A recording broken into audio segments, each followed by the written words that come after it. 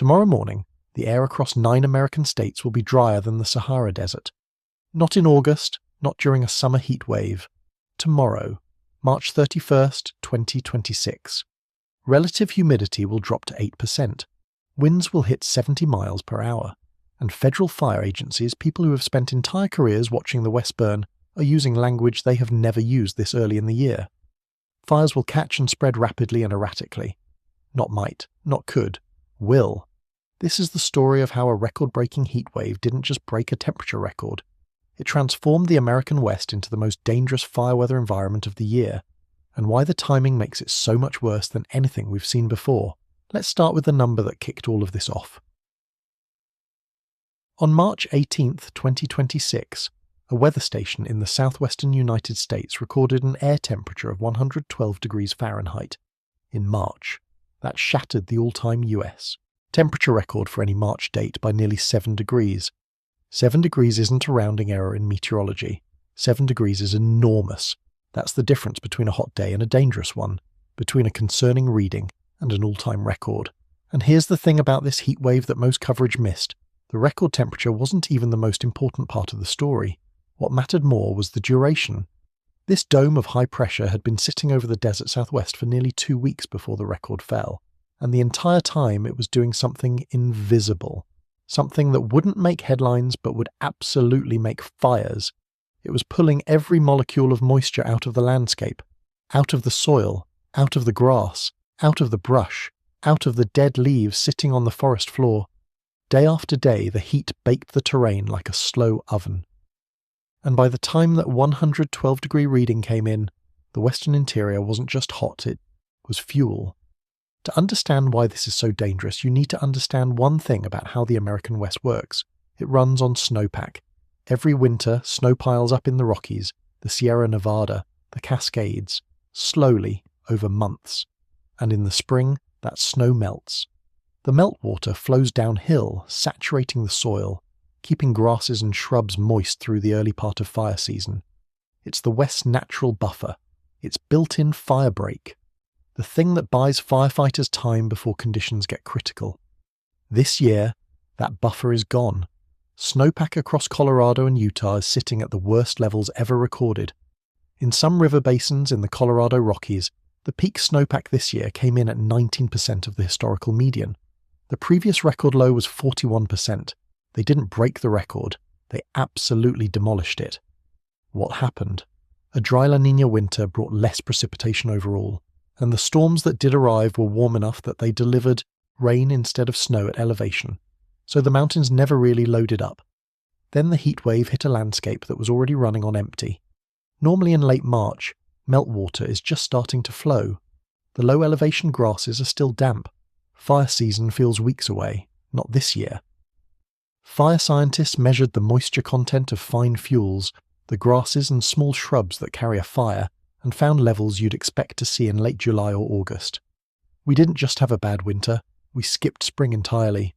So let's talk about what's actually happening right now, because the numbers are genuinely alarming.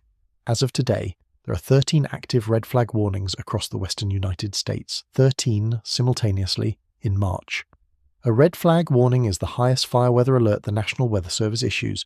It means conditions are critical, that any fire that starts will be extremely hard to control. It requires a specific combination: low humidity, dry fuels, and strong winds all showing up at the same time. Meteorologists who have been doing this for 2 decades are saying they don't have a personal reference point for what they're seeing right now.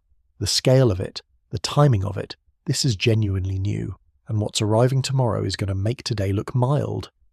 A powerful low-pressure system moving in from the Pacific is going to drag an incredibly dry air mass across the interior west. The pressure difference between that system and the heat dome inland is massive, and pressure differences are wind. Forecast winds: 40 to 50 miles per hour sustained, gusts up to 70 miles per hour on ridgelines and exposed terrain. Here's what 70 miles per hour wind gusts mean in a fire context. A burning ember, a single fragment of burning material from a fire front, can travel more than a mile in under a minute at those speeds.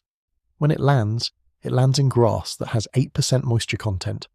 The ignition threshold for fine fuels is 12%. Every ember, that travels downwind has a very high probability of starting a new fire a mile away, in seconds. That's called spotting, and in these conditions, spotting will be so extreme and so fast that suppression becomes almost impossible. You're not fighting the fire at that point. You're trying to get people out of the way of it. Now let's talk about where this is happening. Because this is an empty desert. The 9 states under red flag warnings are home to more than 40 million people. Millions of them live in what planners call the wildland-urban interface, where neighbourhoods meet wildland vegetation, where a subdivision backs up against a chaparral hillside, where a rural community sits at the end of a single road surrounded by dry grass. These are the places where fires stop being environmental events and become human catastrophes, and the vegetation itself is primed in ways that are almost hard to believe. Across the Mojave and Sonoran deserts, the good rainfall years of 2023 and 2024 produced huge blooms of invasive grasses, particularly cheatgrass and red brome, species from Eurasia that thrive in disturbed soil. They grew abundantly, and then they died, turning into dense mats of dry, flashy fuel that sit on the desert floor like kindling. The good rain years literally built the fuel for the bad fire year. In Colorado and New Mexico, forests killed by the bark beetle epidemic of the 2000s and 2010s stand full of standing dead wood, grey, dry. Decades of accumulated tinder. Fire scientists call these ghost forests, and ghost forests burn with an intensity that suppression crews cannot safely approach. The landscape is not just dry. It is structurally, fundamentally ready to burn in ways that took years to build, and will take years, maybe decades, to unwind. Here's something that doesn't get talked about enough in fire coverage. The firefighting system in the United States is built around a fire season that starts in June and peaks in August. The contracts for seasonal firefighters kick in 6 weeks from now. Heavy air tankers, there are fewer than 30 serving the entire country, are not yet fully deployed for Western operations. Trained crews are scattered across the country on prescribed burn assignments that were scheduled for the traditional pre-season window. Nobody built the system for a catastrophic fire weather event in the last week of March. When something ignites tomorrow or the day after, the response will be fast, but it will also be scrambling to move resources into position that simply aren't there yet. That's not a failure of the people involved. That's a mismatch between a system designed for one climate reality and a situation produced by another. And that mismatch is only going to grow. Let's be precise about something, because this matters. Climate change didn't invent heat waves. High-pressure systems have stalled over deserts before. Droughts have happened throughout history. The West has burned before. What climate change does is change the odds, and it changes them in a specific compounding way. The heat is more extreme, the droughts are deeper, and critically they arrive together more often, and in months where we've historically had the luxury of not worrying about fire. The shoulder seasons are disappearing. March is starting to look like July.